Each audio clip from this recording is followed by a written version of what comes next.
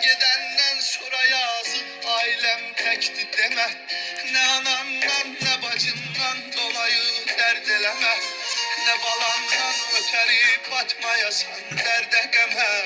Onu biz koruyarıq, kalma nigaran şehidim. Onu biz koruyarıq. Vətənin uğruna verdin canını can şehidim. Vətənin uğruna verdin canını can şehidim. Seni hürmetle anır Azerbaycan şehidim. Seni hürmetle anır Azerbaycan şehidim.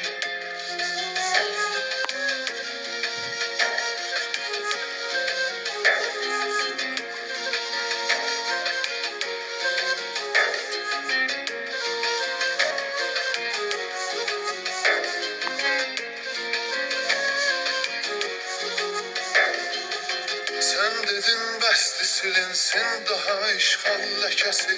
Qoymaram sağ mənə düşmən kəsilən bircə kəsi.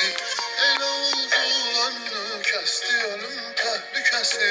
Dönmədin amma yolundan mənim aslan şəhidim. Dönmədin amma yolundan mənim aslan şəhidim.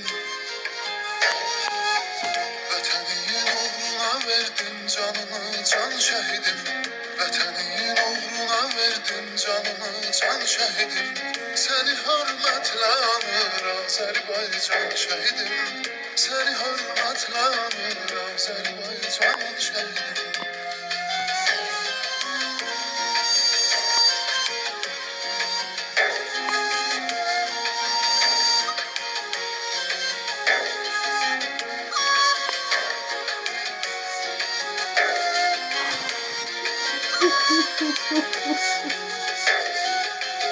Kara torpaq vətən oldu boyanınca qanına.